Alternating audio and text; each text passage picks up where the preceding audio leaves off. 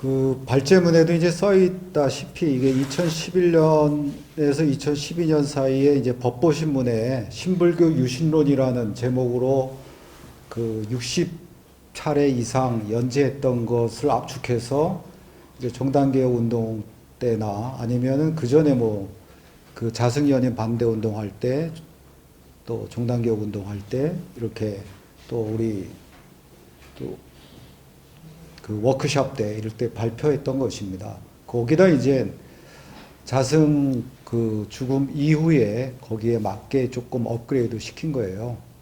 그러고 이제 일단은 어제 그 밤에 보냈는데 이렇게 또 좋은 토론을 해주셔서 감사드리고요. 그 김경호 대표님 말씀 맞으 뭐그 딱 이 면도날로 매듯이 아픈 말씀들이죠. 그래서 저도 항상 같이 뭐 똑같을 거예요, 여러분들도. 문제는 이게 아름다운 말들이 아니라 어떻게 실행할 것이냐. 왜 우리가 그동안 여기 있는 분들은 다 함께 했던 사람들이잖아요. 그렇게 오랜 동안 상당한 노력을 기울여서 종단개혁을 운동했는데 왜 별 변화가 없느냐. 이런 건데 저는 그래 우선 그것을 뭐 몇 가지로 말씀드리면 첫째는 가장 저는 시급한 게 승려와 제가불자를 나누는 그 문화가 바뀌어야 된다고 봅니다. 그렇기 때문에 지금처럼 이제 승려들이 제가불자에 대해서 상당한 어떤 권위, 권력 갖고 있거나 심지어는 뭐 승려들이 뭐 제가불자 알기를 거의 노예나 종처럼 이렇게 생각을 하고 그렇게 대하고 이런 것들을 많이 볼 수 있죠. 그러니까 우리 제가불자들이 뭐 몇천 명이 모여봤자 이제 꿈쩍도 안 하지만은 승려들이 몇 명이 모이면 그거는 이제 상당한 이제 변화를 주죠. 그렇기 때문에 우리가 종단개혁 운동하면서도 왜 승려들이 움직이지 않느냐. 우리들이 이렇게 집회 왔을 때 가사 입은 사람들이 몇 분만 더 계셨어도 저 종단 쪽에서 좀이라도 두려워할 텐데 우리들은 이렇게 몇천 명 아니면 몇만 명이 모여봤자 더 나가서 몇만 명 모여봤자 저들은 꿈쩍도 안 할 거다. 이런 식의 인식들을 많이 했죠. 또 저도 이제 그 과정에서 좀 이제 위상이 있는 스님들한테 좀 깃발 좀 드십시오. 이렇게 얘기를 해봤지만은 그분들은 다 뭐 깃발을 안 들고 또 몇몇 스님들이랑 함께 했지만 그 스님들은 그렇게 또 힘이 없는 스님들이었고 뭐 이런 여러 가지가 이제 겹쳤는데 저는 이제는 우리들이 좀 더 주체로 나서야 된다고 봅니다. 제가불자들이. 그래서 스님과 뭐 동등할 수는 없겠지만 거의 동등한 관계로 스님들의 여러 가지에 대해서 비판할 것은 막 비판도 하고 또 맞짱도 뜨고 뭐 이런 것들을 해서 승려와 제가불자에 있는 이 위계 질서를 바꾸는 운동이 저는 우선돼야 된다고 봐요. 그러지 않으면은 계속 제가불자들만 뭐 이렇게 힘을 쓰는데 우리가 최대한으로 모을 수 있었던 게 저번 2018년 내 집회였다고 봐요. 그 이상은 우리가 모이기 상당히 힘들다고 봅니다. 근데 그 이상 10배, 20배 모은다고 하더라도 종단 변화 없다고 봅니다. 그렇기 때문에 우선 그걸 깨는 운동이 먼저 벌어지고 그러려면 우리들이 일상에서부터 여러 가지 것들을 이렇게 그 깨는 운동들을 벌여야 된다. 이것이 저는 우선 첫 번째가 돼야 되겠고요. 그 다음에 이제 이런 것을 실천에 옮기려면 저는 이제 이 불교 시민사회 단체에 좀이라도 이제 열정들이 아직 남아있는 사람들이 모여서 어떤 마스터 플랜을 짜야 된다고 봐요. 그러면 저 기득권 카르텔, 권순 카르텔의 가장 약한 고리가 뭐냐. 그걸 한번 우리가 하나라도 깨보자.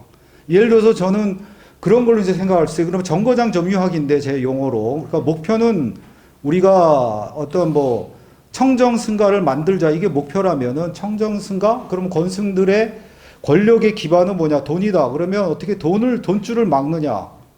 사찰 운영에 만들어봤자 형식기구로 전락했는데 어떻게 할 거냐? 그러면 우리가 예를 들어서 힘을 모아서 한절을 갖다가 우리가 정해서 그 한절에 뭐 시주를 갖다가 하지 않는다든지 돈줄을 갖다 여러 가지 차단하고 또 계속해서 끊임없이 그 재정을 일단 공개하고 투명하게 하는 그런 압박들을 놓고 해서 한절이라도 한번 성공을 시켜보는 거죠. 예를 들어서 한국의 사립대학들도 얼마나 그 비리가 많았었어요. 근데 그런 것들이 이제 대학 평가하면서 서서히 이제 비리들이 사라지고 그 대학 평가한 점수에 따라서 정부 이제 지원금이 달라지고 이러다 보니까는 이제 사학 비리들이 아직도 물론 남아있지만 상당한 정도로 이제 없어진 건데, 그런 식으로 이제 절도 평가하고 평가에 응하지 않는 절은 우리가 시주도 하지 말고 법회 가지도 말자, 이런 운동부터 우리가 시작하는 것들이 필요하다고 보고요. 그 다음에 이제 대만에서 성공한 게 왜 우리는 못하냐 할 때, 우리 제가불자들이 이제 정평불 경험이 그중 하나인데, 저희들이 이제 1년 반 동안 할 수 있는 건 다 해봤어요. 진짜 농성도 하고 단식도 릴레이지만 하고 또 포럼도 하고 기자회견 뭐 성명서 뭐 피켓 시위 삼보일배 뭐 별걸 다 했잖아요. 1년 반 동안. 근데도 아무 변화도 없었던 거죠. 그래서 저희들이 안 되겠다. 이제 종단은 변화가 없다. 포기하자. 그러면 종단 바깥에 우리가 청정한 불교를 만들자. 그래서 스님 없는 불교, 사찰 없는 불교. 지금 김경호 대표가 말씀하신 것을 우리들이 시작을 했고 지금까지 하고 있죠. 그러나 이제 결과는 아직까지는 참담합니다. 우리 법회하면 20명 채우기가 힘든 상황입니다. 그리고 그렇게 하면 많은 제가불자들이 동조해 줄 줄 알았는데, 이제 정평불 혼자 그렇게 사찰 없는 불교, 스님 없는 불교를 했던 것이죠. 그렇기 때문에 대만에서 왜 성공했는데 우린 못했는가? 이거에 대해서 또 우리가 곰곰이 연구하고 그 사찰 없는 불교, 스님 없는 불교를 어떻게 할 것인가. 전에 이제 그 백기환 선생이 상당히 저한테 아주 감동적인 말씀하셨어요. 그래서 전에 이제 종단개혁 운동할 때 이제 백기환 선생 찾아가서 도와달라. 그래서 그 전에는 이제 시민사회 원로 기자회견 같은 걸 청와대에서 하면 이제 한 7, 80%는 이제 제가 성명서를 쓰고 한 20, 30%는 이제 송경동 신이 쓰고 이랬으면서 이제 원로들이 청와대에서 이제 기자회견 하거나 뭘 하면 그것은 조금 영향을 줬어요. 원로들이다 보니까. 그런 것들을 좀 우리 종단개혁 운동에도 보탬되려 해서 이제 응해 주셨죠. 근데 그때 저한테 하신 말씀이 뭐냐면은, 내가 그 고향에서 그 한 스님한테 내가 감동을 받은 일이 있다. 그러면서 말씀하신 것이, 그 스님이 지붕 없는 절의 스님이라는 거야. 그러니까 그 스님이 이제 절이 따르는 게 아니라 지붕 없는 절이란 것은 그냥 그 자연의 공간 속에서 산에서 그냥 자리를 정자하고 거기에 이제 부처님이 계시고 내가 부처님이 바로 받아들이면 그 순간 이제 부처님 제자가 된다는 그런 식으로 이제 수행을 하시고 또 우리들한테 포교를 하더라. 그 절이 진짜 우리가 추구해야 될 절이 아니겠느냐, 이런 말씀하신 게 저한테 굉장히 감동을 줬는데, 그런 지붕 없는 절이라는 것으로 표상될 수 있는 그런 불교를 우리가 한번 실질적으로 만들어가는 것도 저는 한 대안일 수 있다고 생각을 합니다. 그리고 뭐 나머지 절대 권력 뭐 이런 것 차이들은 뭐 언어 차이일 수도 있고, 또 권력이란 건 저는 일종의 권력은 체가 없다고 봐요. 체, 본질이 없다, 속성이다. 아니, 속성도 아니고 용이라고 해요. 하는 기능하고 작용하는 것이라고 보고, 권력이라는 것 상당한 이제 권력 가졌죠. 뭐 절대라는 용어의 자체도 이제 관점에 따라서 다르겠지만, 그렇지만 그런 것들은 이제 권력은 혼자 되는 것이 아니기 때문에 여러 가지 이제 관계들에 의해서 이루어지죠. 예를 들면은 그 거시 권력도 있고 미시 권력도 있지만 그 접촉 사고가 나면 어떻게 해요? 예를 들면은 그 운전사가 서로 이제 상대방 쳐다보죠. 그러다가 아줌마가 그러죠. 야, 갑자기 이제 젊은 사람 목소리가 커지죠. 아줌마 집에 가서 애나 보지. 왜 이렇게 길거리 나와서 교통을 갖다 혼잡하게 만드냐. 그러다가 아줌마가 그래서 끽소리 못 하다가 참다가 좀 있다가 다시 말을 하죠. 너 나이도 어린 놈이 누님뻘한테 반말이냐. 이런 식으로. 그럼 왜 그러냐면 이제 거시 권력이 있지만 미시 권력으로 젠더라는 게 작용하는 거죠. 그러니까 한국 사회는 가부장적 사회니까 남자 운전사가 상대방 여자면 벌써 목소리가 커지죠. 내 남자라는 거 하나로. 그러니까 여자는 바로 거기에 대해서 이제 기가 죽어서 이제 끽소리 못 했다가 생각해보니까 내가 어린 놈한테 저 말 듣고 그냥 참을 수는 없지. 그러니까 또 나이라는 것이 권력으로 작동해서 너 나이 어린 놈이 왜 누님한테 반말이냐 이런 식으로 하죠. 그런 식으로 이제 여러 가지 뭐 젠더에서도 가진 어떤 뭐 이게 사회적 지위들, 나이들 이런 것들이 여러 가지로 권력으로 작동하고, 또 또 그럴 때 누가 이제 또 편들면 그게 또 연대가 돼요. 이런 식으로 작동하기 때문에 뭐 100% 절대 권력이란 건 없죠. 뭐 자승 원장도 지금 김경호 대표가 말씀하신 것처럼 그 여러 가지 권력을 이제 조정하고 나눠주고 자리 없이 누가 권력을 갖다가 부릴 수가 있겠어요. 우리가 존경했었던 도법 스님이니 그런 개혁파 스님들도 자승의 2인자 내지는 자승의 하수인이 된 것도 바로 그런 것들을 나눠줬기 때문에 가능했던 것이라고 봅니다. 그렇기 때문에 우리가 권력의 속성을 알고 그 권력의 그런 고리들을 이제 깨는 것들이 앞으로 이제 우리들이 또 할 몫이라고 이제 생각을 하고, 중요한 거는 이제 다시 한번 마무리 삼아 이제 그 질문하신 거에 그 답변을 드리면, 우리가 이제는 마스터 플랜 같은 거를 짜서 이제 이 변화를 일으킬 수 있는 큰 거, 그 뭐 사찰 없는 불교, 스님 없는 불교를 하는 것이 우리가 장기적으로 해야 될 큰 거라면은, 당장 지금 정거장이 뭐냐, 그런 거 정거장을, 그래서 건승 카르텔을 깰 수 있는 게 뭐냐, 그것을 우리가 합의를 본다면 그것은 지금부터 당장 우리가 실행하는 것. 그러니까 우리가 2018년에는 우리가 전체 어떤 종단개혁을 열망하는 사람들이 거리로 나와서 광장을 만들고 그것을 압박을 주는 걸 했다면, 물론 그런 것도 또 기회가 되면 해야 되겠지만은, 당장 우리가 미시적으로 가능했던 것은 그런 정거장을 점유할 때 약한 고리를 깰 수 있는 정거장이 뭔가, 그것을 생각해내고 그것을 우리가 올해부터 실행해 보면 어떨까, 이런 식으로 제안을 드리겠습니다. 예, 좀 긍정적이고 이런 얘기를 좀 나누고 싶어서 잠깐 좀 질의 겸 제안을 좀 드리려고 왔습니다. 그래서 저희는 그 종단 개혁이나 개혁 운동에 있어서, 그리고 제가 운동에 있어서 이렇게 패배의 역사만 있었던 게 아닙니다. 그리고 승리도 있었고 과정도 있었고 투쟁의 연속성도 있었고 사람도 있습니다. 근데 제가 좀 안타까운 게, 저는 공교롭게도 지금 제 말씀입니다만은, 저는 뭐 고등학교 불교학생부터 대학생에, 그리고 평생을 이제 불교 청년의 운동 이러면서 이제 이 시민사회 운동까지 이렇게 참여를 하게 된 기회가 됐었는데, 우리 옛날에 그 종단개혁이라 그러면서, 물론 이제 권력 이양 이런 식의 됐습니다만, 결론적으로 94년도 이제 종단개혁이 있었습니다. 그때 그 주체들이 물론 이제 권력의 이제 승부를 던진 그런 학인들이나 소장 승려들도 계셨지만, 우리 제가들도 엄청 많이 참여를 했었어요. 벌써 이제 30주년입니다. 30주년. 3월 29일부터 4월 10일까지 제가 수원 사는데, 제가 2박 3일, 1박 2일 해서 그때 직장인 초창기였어요. 진짜 빡세게 올라왔습니다. 조계사에서 자고 먹고 자고 하면서, 그리고 다음날 월천에 가면서 그렇게 싸웠습니다. 그런 과정이 있었다는 거예요. 그러니까 어떤 권력이 이렇게 이양되고, 이렇게 그리고 부패 승려들에 대해서 이렇게 좀 내쫓는 그런 성과가 있었습니다만은, 이런 과정을 말씀드리는 거는, 그런 우리의 투쟁의 역사, 수행의 역사가 있었다라는 것을 좀 말씀을 드리고 싶었습니다.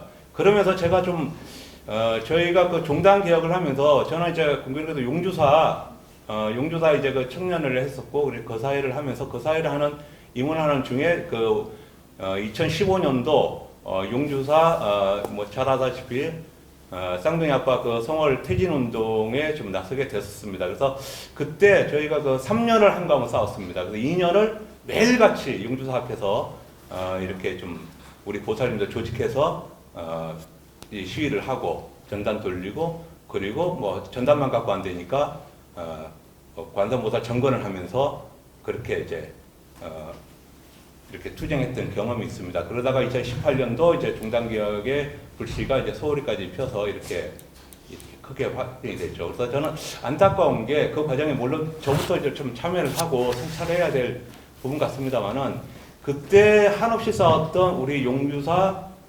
거사님들, 그리고 그보다 많았던 우리 보살님들, 그리고 거기에 동조했던 일부의 우리 스님들, 부분들이 왜 그 부분을 좀 조직하지 못하고 지금까지 이어오지 못했던가라는 반성을 해봅니다. 물론 이제 그 과정이, 제가 이런 말씀을 드리는 거는, 굉장히 무슨 운동의 역사가 분열이 말이에요, 이렇게 갈라서고 관심 안 갖는 게 아니에요. 이게 같이 운동했던 분들이 적이 되더라고요. 적이 왼수가 돼 있어. 그래서 그런 부분이 참 안타까웠어요. 그리고 우리가 18년 전 종단개혁 운동하면서도 종단 운동의 성과로, 물론 뭐 스님들은 모르겠습니다. 그때 참여하셨던 스님들은 제가 어떤 운동하시는지 잘 모르겠고, 제가자들은 각 지역별로 그 성과를 내기 위해서 각 도별로 이렇게 돌아다니면서 간담회를 했었던 기억이 납니다. 그때 종단개혁을 했던 이제 지도부분들이요. 그래서 저희 이제 물론 이제 청년회 출신이고 이제 학생 뭐 대불련 출신이고 이런 분들이 각 지역들에 있으니 그 지역들이 이렇게 한 10여 명 이상씩 뭐 하물며 광주에서부터 대구, 하물며 저희 경기도, 강원도, 충청도 이렇게 쭉 전 지역을 이렇게 하면서 한 8차까지 이렇게 간담회가 진행된 걸로 알고 있었어요. 근데 그런 이 말씀을 드리냐면 그런 성과들을 못 내왔다라는 거예요. 그러니까 저는 새로운 운동을 제안하고 이런 부분들이 그런 어떤 이런 이론적 토대를 가지고 그런 기존의 성과들을 좀 이어가자. 이어가는 가운데 지금도 나는 서울오면 답답한 게 느끼는 게 제가 연대에서부터 이게 뭐가 이렇게 자꾸 이 분야를 물론 뭐 근원과 원인은 있겠습니다만은 그런 부분들을 좀 이 대참여의 마음으로 좋습니다. 그 성찰 제 성찰의 성찰은 저부터 성찰해야 되지 않겠습니까? 우리부터 성찰해야 되지 않겠습니까? 우리가 그 핵심 인력들이고 간부들이고 종단개혁에 관심이 있는 지도자들이니까 우리부터 성찰의 의미로 저는 3월 29일 날 종단개혁 30주년을 맞아서 우리부터 그리고 우리 주위에 있던 그 반목과 지시를 했던 옛날 거부들과 동지들한테 제안들을 해서 조계사 마당에서 우리부터 참여에 성찰을 해야 된다고 봅니다. 그리고 동지들을 엮읍시다. 그리고 우리 법우들을 만나면 이 문제는 내가 볼 때는 일정 정도 우리가 성과를 낼 수 있다고 봅니다. 너무 이상적이고 희망적인 얘기 같습니다만은 물론 뭐 30년 전에 부산연도 종단개혁 운동할 때 저도 20대 아주 활발한 청년이었습니다. 우리 초발심이라는 얘기를 왜 그렇게 거창하게 얘기합니까? 우리가 종단개혁에 안 그래도 불교 운동에 신심을 냈을 때 그 운동을 다시 한번 내서 이렇게 해왔던 우리 투쟁의 과정, 수행의 과정들이 있지 않습니까? 우리도. 그러니까 그런 과정들을 좀 모아오자. 우리 동지들을 좀 만들어서 그래 좀 우리 참여하는 마음으로 종단개혁 30주년 부산연 종단개혁을 좀 이런 소장 성대들한테 내주고 건성이 되고 그이들이 더 큰 스님이 돼서 이런 그 종단의 악순환의 고리를 또 만들지 않았습니까? 그 악행은 과부는 저희가 더 받아야 되는 거 아닙니까? 저희가 종단 제가자들이 할 일이 없었다, 참여할 길이 없다 이런 다 핑계라고 생각합니다. 우리부터 내부터 얼마만큼 우리 그 제가자들이 할 수 있는 일들을 좀 하고 우리가 단결하고 그렇게 진행했던가 이걸 반성하면서 3월 29일 날 종단개혁 30주년 맞이할 때 우리부터 성찰하는 의미에서 대참여를 제안합니다. 이상입니다.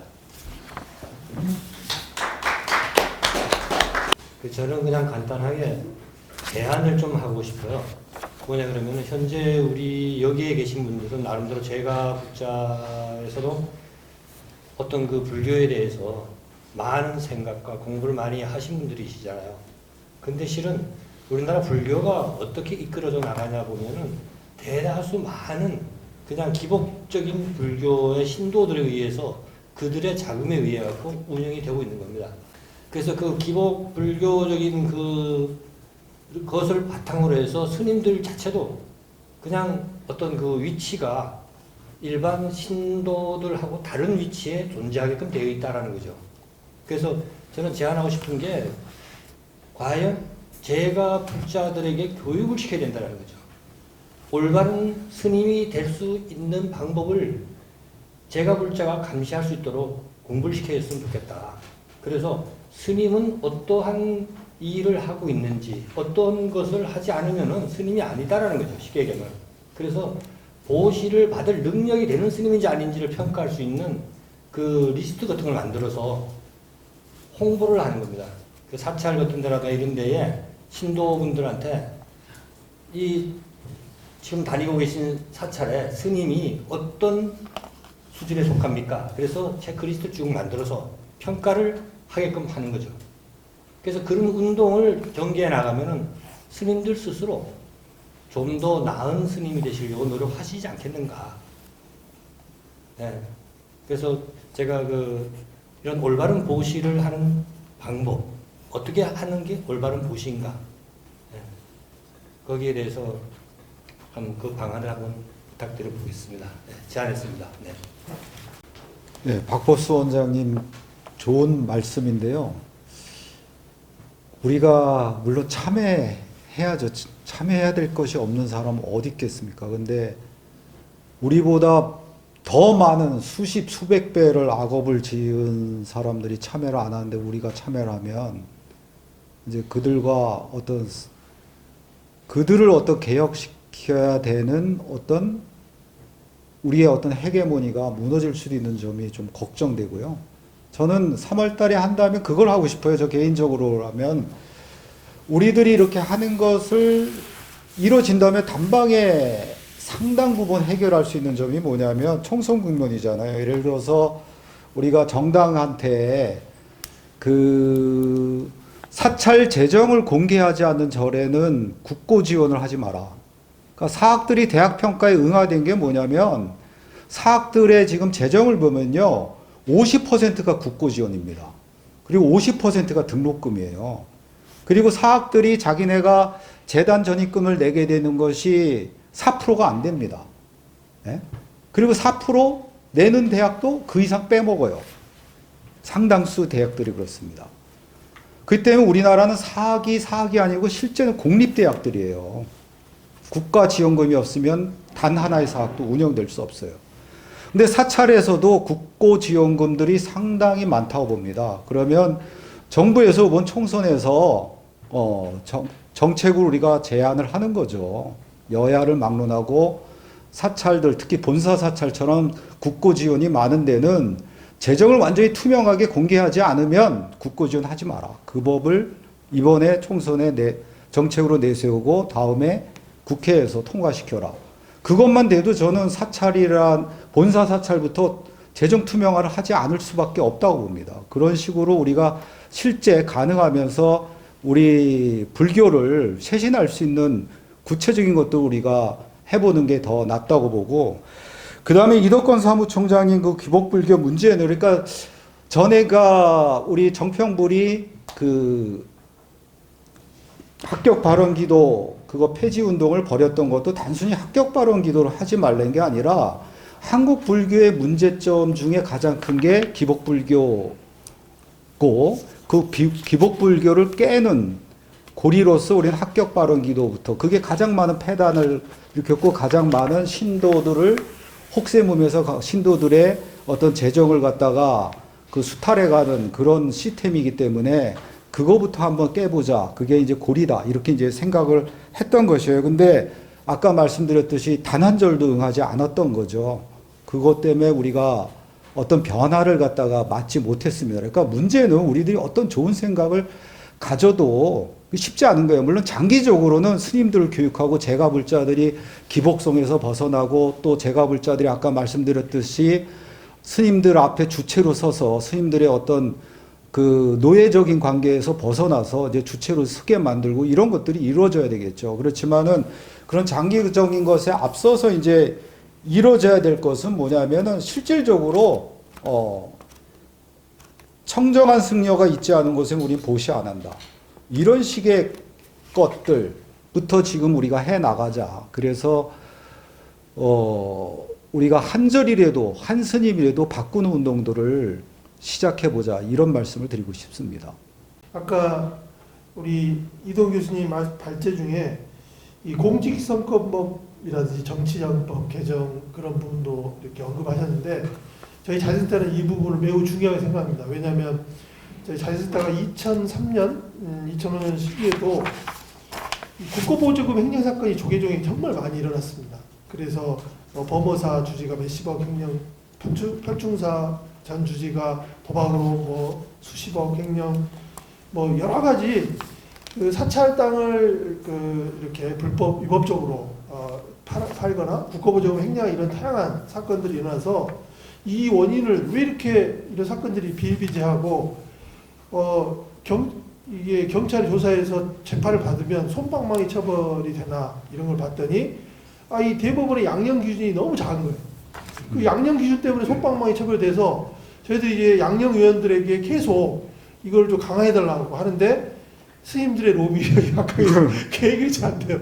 그래서 대법원 양령위원 추천 이런 분들에게 추천될 때마다 뭐 양령위원이 되시면 계속 그 초창기에 이메일도 보내고 서한을 보내서 이 국고보증을 횡령하는 이거 직업 종교인들에 대해서 양령지를 높여달라.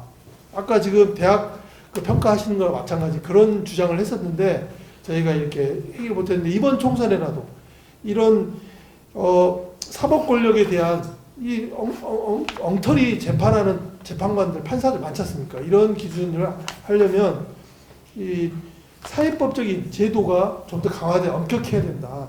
그래서 국민의 세금을 이렇게 횡령하는 국고보증금 사건은 종교를 떠나서요. 기준을 확 더 강화시켜야 된다.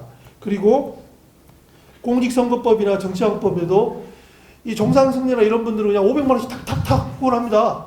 얼마나 좋겠어요. 그 다음에 공식적으로 500만 원뿐만이 아니라 연간 500만 원뿐만 아니라 뒤탈 나지 않는 돈이라고 해서 자기가 좀 청탁하고 해야 될 이런 거는 뒤로 갖다 준다는 소문이 파다합니다. 예. 직접적인 준 사례는 제가 없어서 설명을 거론하기는 어렵지만 어쨌든 이런 것도 당연히 직업 종교인 특히 재벌급 승려들의 경우에는 여러 가지 사건을 무마하는 이것이 총무원장을 통해 매개로 해서 이 로비 창구가 되는 거잖아요. 대형교회 목사님도 마찬가지예요. 이랬을 때 이런 직업적인 승려 목사 신부에 대한 이 공직선거법 그 위법 사례 이것도 개정안에 포함시키도록 이제 촉구를 해야 되겠죠. 근데 국회의원들이 제일 약할 때가 자기네들이 이제 공천 받으려고 할 때하고 그 다음에 이제 후보로 뛸 때 아니겠습니까? 근데 앞으로 4월 10일까지가 가장 이 후보자의 귀가 열렸을 때니까 이럴 때 촉구를 해서 조금이라도 한 번이라도 우리의 목소리가 전달되도록 하는 방안도 한번 의견을 드립니다. 네, 저는 부처님 힘으로 살아가는 사람들의 모임 대표를 맡고 있는 드갑 박종린입니다. 뭐 워낙 지금 무너져가는 한국 불교 현실에서 뭐 뾰족한 수가 어디 있겠습니까? 그래서 우리 지금 전임 손상훈 원장님과 함께 우리 무너져가는 한국 불교를 정화해야 되겠다.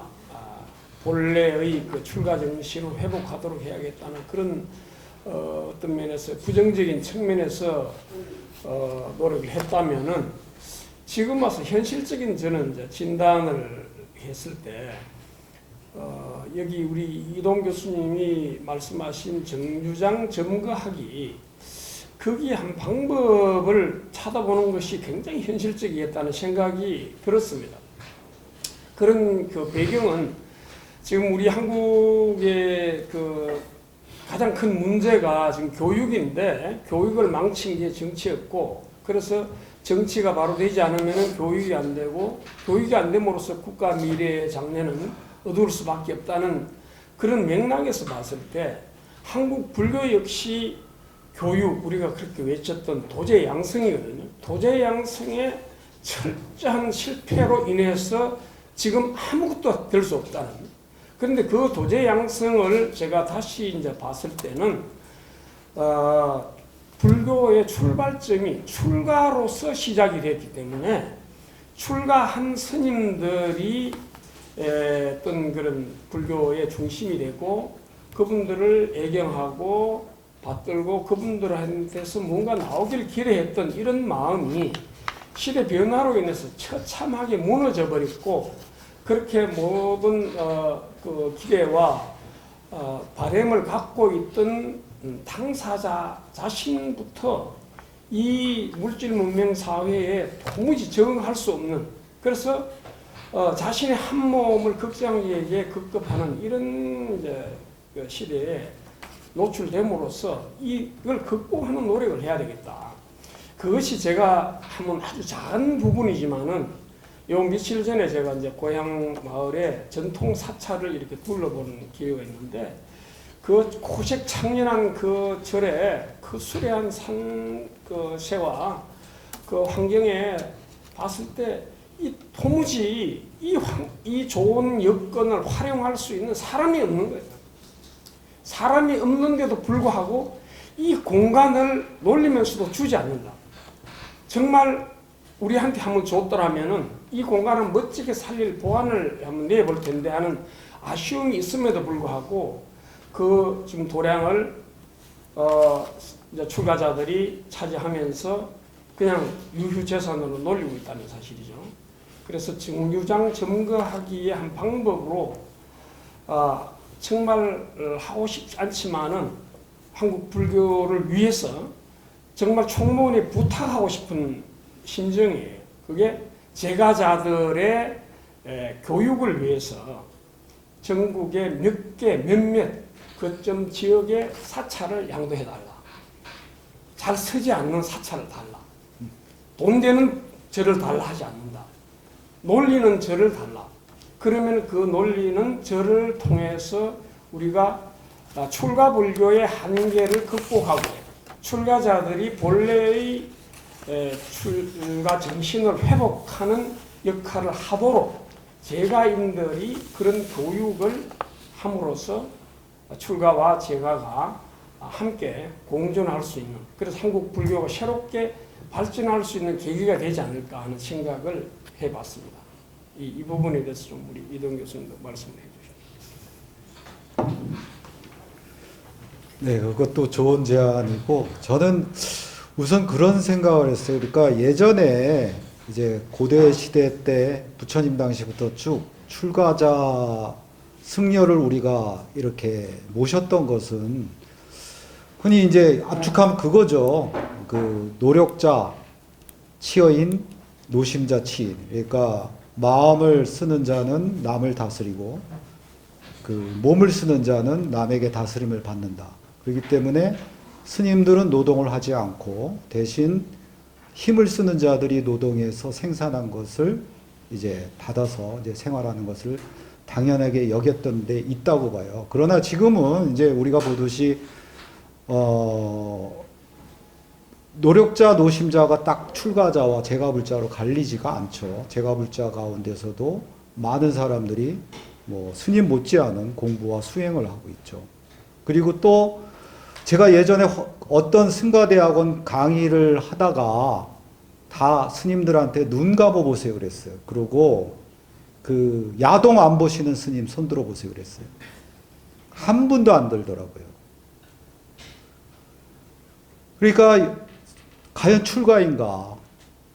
그러니까 몸은 공간적으로 절로 와 있지만은 인터넷으로 아니면 디지털상으로는 다 아직 속세에 머물고 있는 거죠.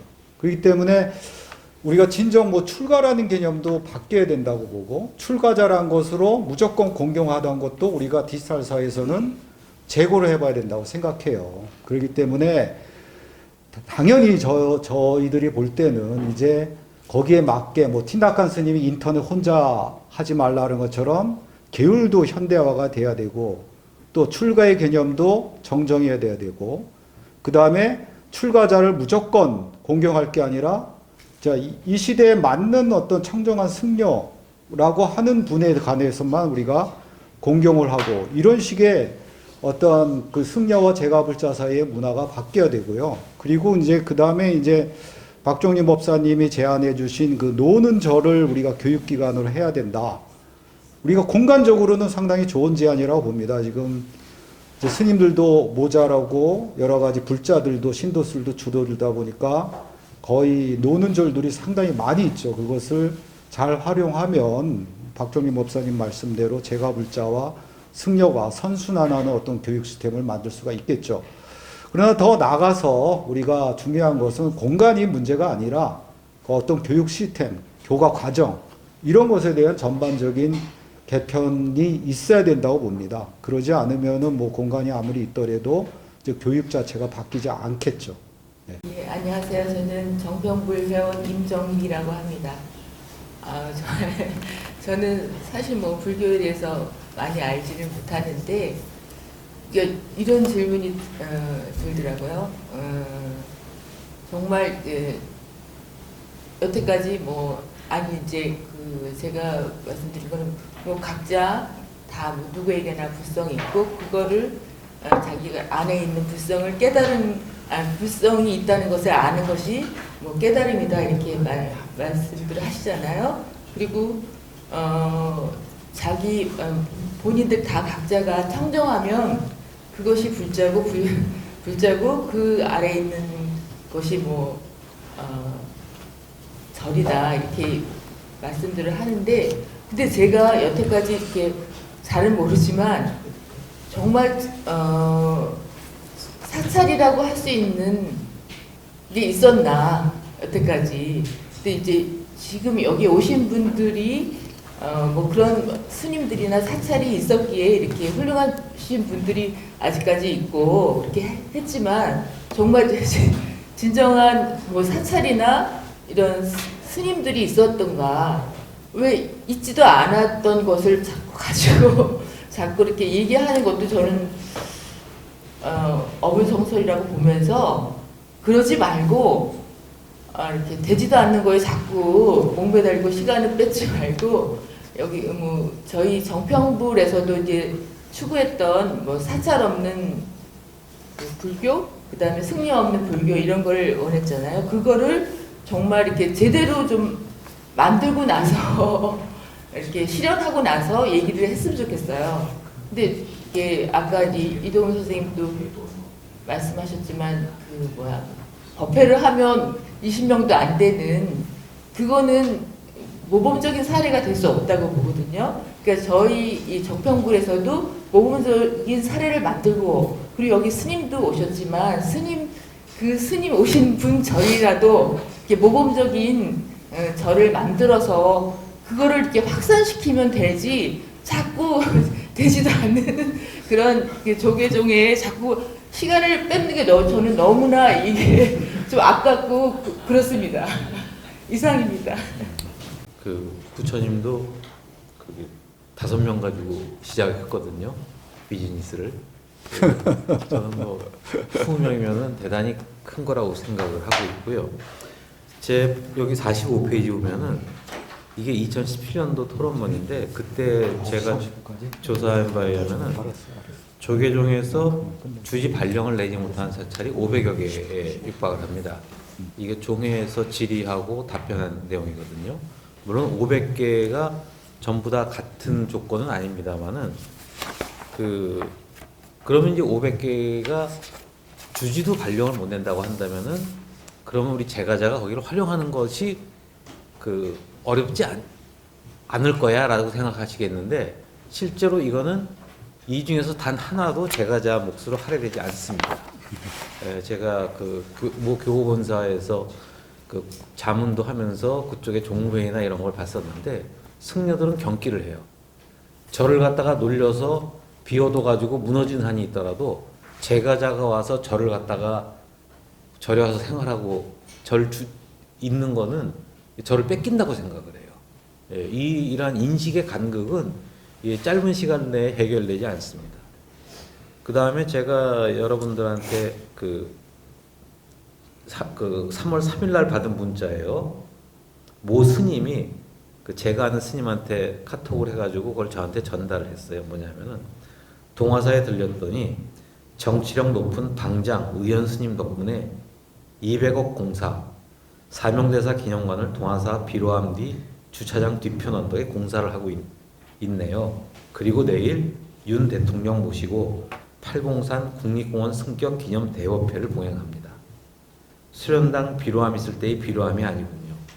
비로함 및 텃밭에는 박물관 수장고 공사를 하고 있고 동화사가 또 크게 변모하고 있습니다. 이 스님은 막 환희심에 차가지고 국고를 200억이나 받아가지고 의원 스님이 크나큰 법력으로 현직 대통령하고 직거래해가지고 돈 받았다, 이런 거거든요. 이게 어떻게 된 거냐면요, 작년에 서학용이 이 나쁜 놈이 윤석열이 아버지 죽으니까 동화사에서 49제를 지냈어요. 가족의 요청이 있었던 것도 아니고 가족 중에 누구도 참석하지 않는 49제를 혼자 꿋꿋하게 해가지고, 그랬더니 이제 마지막 날 49제 지내는 동안에 윤석열이가 그래도 자기 아버지 제사 지낸다니까 전화를 했어요. 그랬더니 서희현이가 이걸 스피커폰으로 틀어가지고 마이크 딱 들이대고, 자 봐라 나는 대통령하고 직거래한다. 그러니까 뭐라 그러겠습니까? 하지마 그러겠습니까? 고맙습니다 그러지. 난 대통령한테 고맙다는 소리 들은 사람이야. 이런 걸로 해가지고 그 자리에 뭐 막제니까 조영 의원도 참석을 하고 이런 거를 베이스로 해가지고 국고 보조를 로비를 해가지고 200억을 뜯어내. 근데 우리는 그런 것들을 능력 있다라고 생각을 하고 있습니다. 대부분의 불자들이 그렇게 생각을 하고 있어요. 그래서 절에다가 건물 하나라도 더 늘어나면은 뭔가 우리 불교 발전하고 있네. 경각심이 없어요. 예, 저는 이것을 어떻게 얘기해야 될지 참 가슴이 아픈 상황입니다. 자성 체제를 비판하고 또 성찰하고 대화를 모색하는 그런 자리죠. 저는 자성 원장을 칭찬하러 나왔습니다. 깜짝 놀랐죠. 네. 2013년도인가요? 그 무렵인데요. 그 당시에 이제 자성 총무원장을 비롯해서 정의의장 아무튼 그 종단 소임자들 모두를 데리고 아마 처음에 진각종을 갔나요? 온불문을 갔나요? 그 다음에 이제 천태동으로 가서 조계종이 방금 말씀드렸던 그런 곳들은 그 일원화 체제, 중앙집권 체제 이런 종단들인데 그런 것을 좀 가서 체제를 배우고 좀 모방해서 조계종의 접목을 시키려고 했었으나 사실은 아마 성공을 거두지 못하고 거기 가서 그냥 교육을 받는 정도에 그쳤다고 이제 생각이 되는데요. 그 시도는 굉장히 좋았다고 생각합니다. 아무튼 조계종의 이제 문제점은 뭐 굉장히 많죠. 본사 체제, 그다음 은상자제 이런 것들을 들 수 있는데 그런 체제가 공고히 내려오다 보니까 그것을 타개하지 않는 한은 중앙집권 행태로 가기가 쉽지 않고요. 그 중앙집권 행태가 되어야 어느 정도 돈이 중앙으로 이제 모일 것이고 승려복지라든지 교육이라든지 이런 것들을 좀 원활하게 할 수 있지 않을까 그런 생각이 들었습니다. 어쨌든 자성 8년 그 이후에 이제 자살로 생을 마감하기 이전에 절대 권력을 가지고 있었는데 자성 총무원장 시절보다 막강한 그 권한을 지금 행사해서 그 본사 거의 전체를 점령하다시피 이제 했는데 지금 그것을 이제 했더라면 강하지 않을까 그런 생각도 좀 들었습니다. 현재 급격한 이제 추가자 감소로 교육원, 보육원 이런 것도 이제 지금 없애고 다시 이제 총무원 일원화 체제로 이제 가려고 하는데요.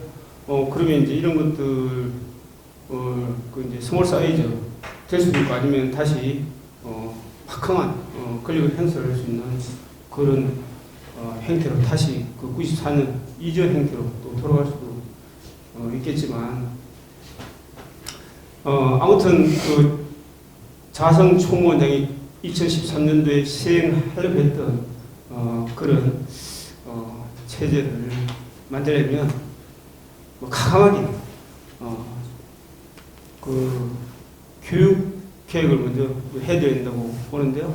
그 은상자 제도를 타파하려면 지금 출가하는 스님들을 그냥 은상자 제도를 두지 말고 중앙에서 교육을 하고 그리고 그분들 그 출가에서 그 열반까지 승려복지 확실하게 챙겨주고 그리고 그다음 수행 이런 것들을 중앙에서 일원해서 체계화한다면 한국 불교도 대만 불교처럼 어느 정도 조금 발전하지 않을까 그런 생각을 좀 가졌습니다. 이상입니다.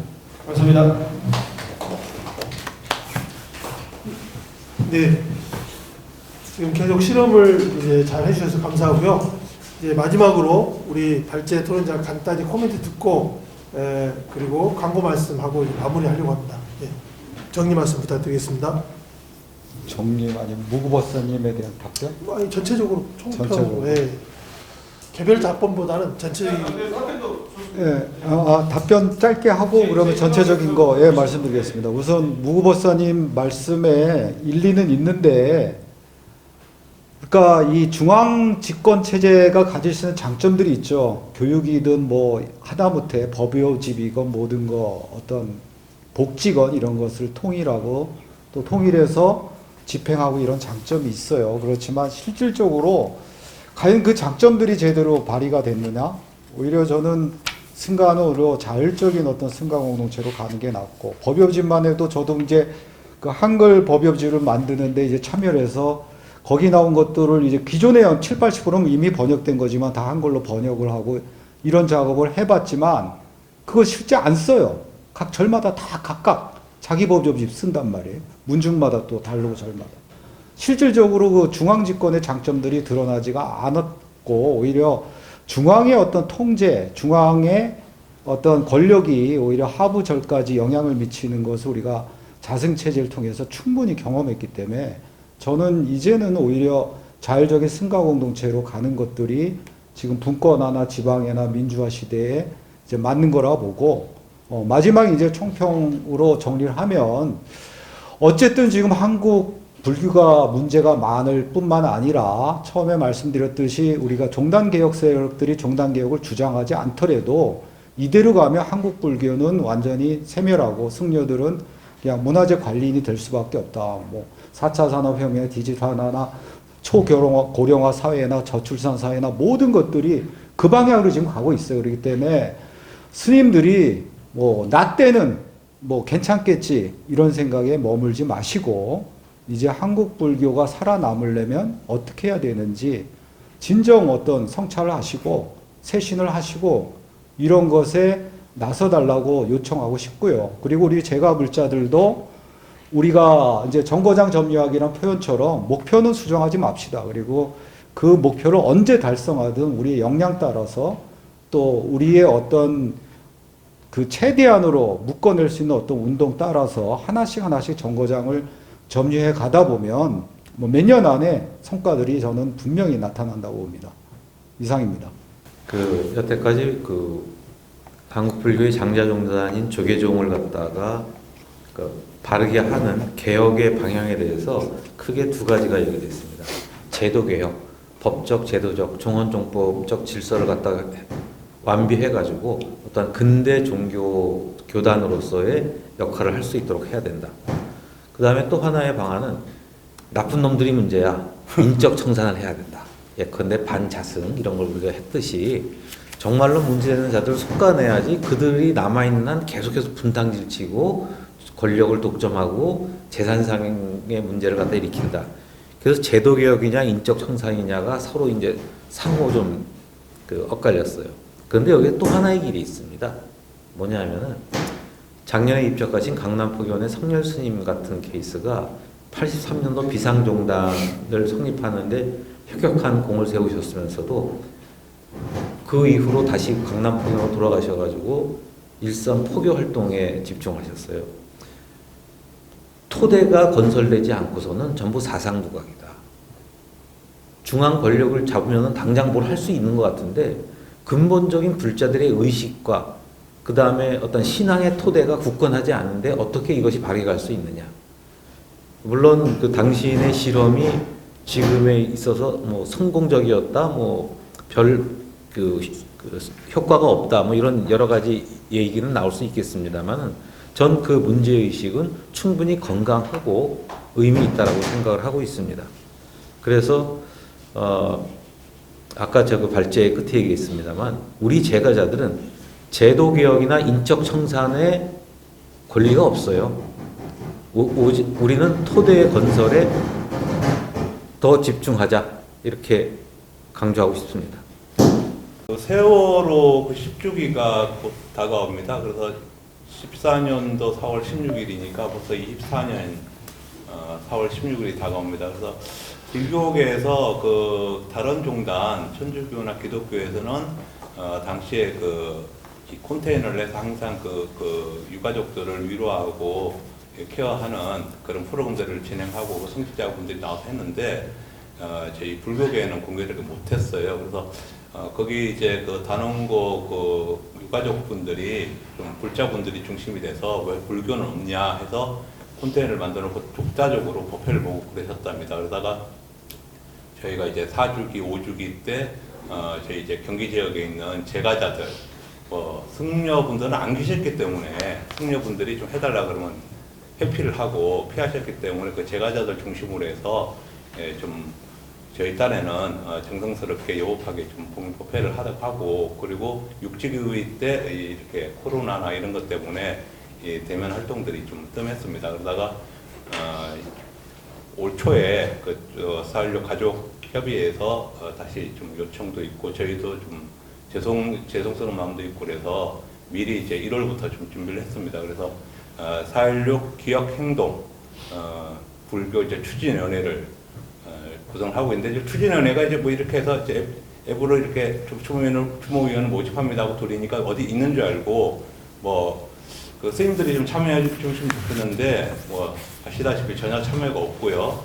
저희 지금은 이제 이렇게 경기남부 제가자들 주로 이제 불교 개혁 운동에 나섰던 제가들 중심으로 해서 추모위원들이 구성이 되고 있는데 전국적으로 여기 계신 우리 그 정평불 어른들이나 그리고 우리 이제 스님도 오셨고 그리고 우리 그 교단자들센터 이런 여러분들이 좀 전국적으로 좀 참여 좀 해주셨으면 감사합니다. 참여하는 방법은 10,000원을 내셔야 되고요. 10,000원 내시고 문자 보내주시면 올해는 좀 프로그램 좀 다양하게 예전에는 추모부패하고 다른 곳까지 그 실천행동 거리행진만 했었는데 올해는 미리 이제 3월 중순에 그동안 4.15를 그 유가족 한 분은 그 지금 10주년 동안 계속 그 1분 1초까지 따져가면서 그 분석하고 그거를 해놓으신 자료가 있어요. 그래서 그런 그 세월호 사태의 실체에 대해서 우리가 좀 교육하는 시간을 3월 15일 날 이렇게 오프라인과 이렇게